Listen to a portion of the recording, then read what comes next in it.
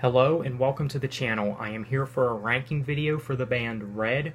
Now, I've been a fan of Red for several years now. I believe ever since early 2012. I believe that's when I discovered them, and that's when I got into them and things like that. And yeah.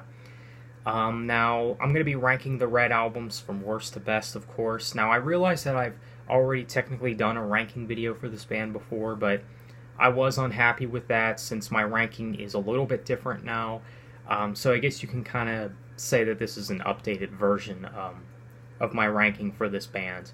And, you know, maybe some people might think that there's no wrong answer when it comes to Red. Like, there's some people that think that this band has never released a bad album, which I can understand a little bit, but these two records that I have at the bottom, I mean, I do think that they're their weakest material, but that's not to say that I don't think there's any good songs on them, of course. But they just happen to be my least favorite, and I just happen to prefer some over others. So yeah.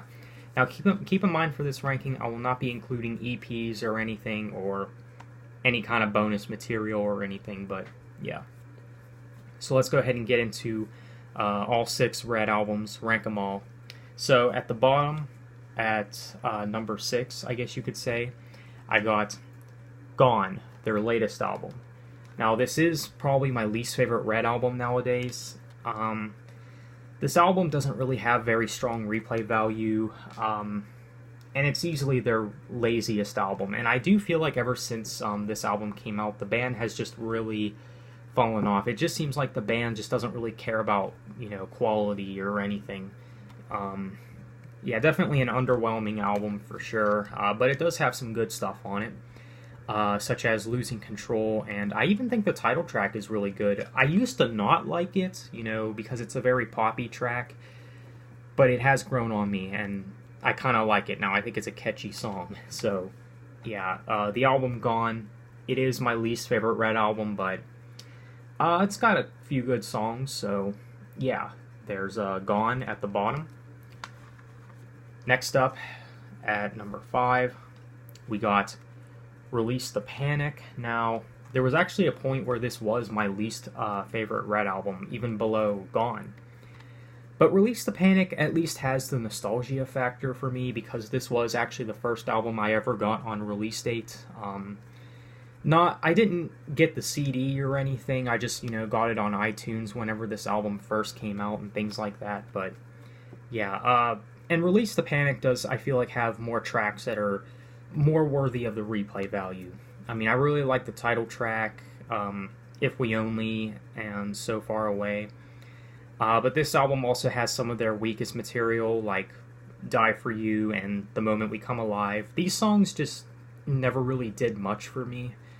And same with the song Same Disease.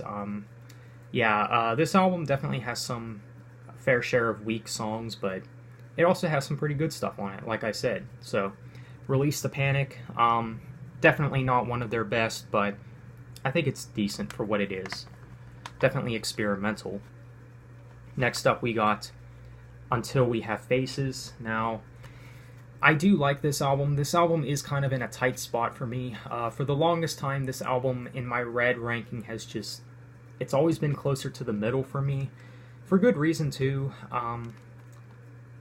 There's not much wrong with the album, but I just don't think it's one of their best. It's not as good as the top 3 on my ranking, but I do like Feed the Machine, Let It Burn, Buried Beneath, Watch You Crawl, and of course, Hymn for the Missing, the closing track. This is easily one of their best ballads, and maybe even my favorite closing track from Red, but Until We Have Faces definitely has some great stuff on it, and some overlooked stuff on it too, such as Buried Beneath and Watch You Crawl. But Until We Have Faces, I think, is a really good album, so yeah. Next up, we're here at number 3.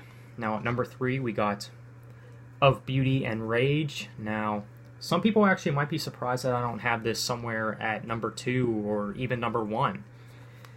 This album has semi-grown off of me for that reason. I don't think it's as good as the top 2, but this is still a fantastic album by all means. I think it's a great album, and I still think it's definitely worth checking out if you haven't checked it out already. But There's definitely a lot of good stuff on this album, such as Darkest Part, Fight to Forget, Falling Sky, and Gravity Lies. These are all fantastic songs, but yeah, definitely one of their darkest albums. It probably is their darkest album, but I really like this album. It's definitely very good, so yeah, I remember being very excited for this album whenever I heard the singles, like Darkest Part, of course.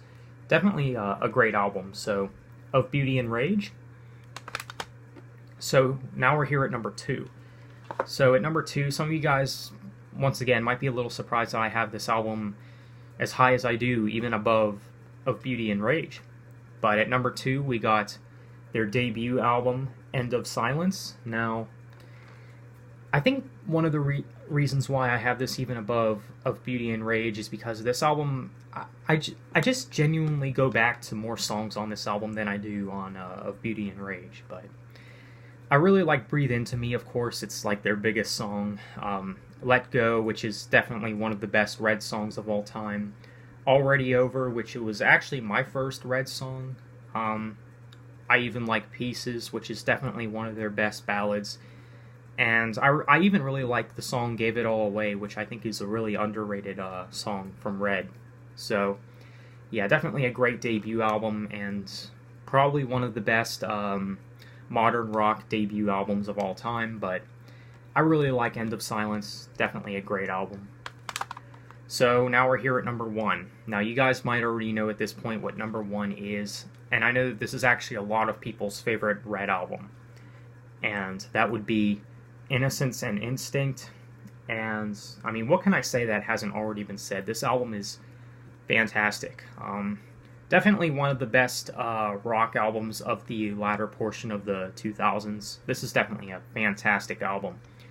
Has some of their best songs on it, like Fight Inside, Death of Me, Mystery of You, and Start Again, which I think is kind of underrated.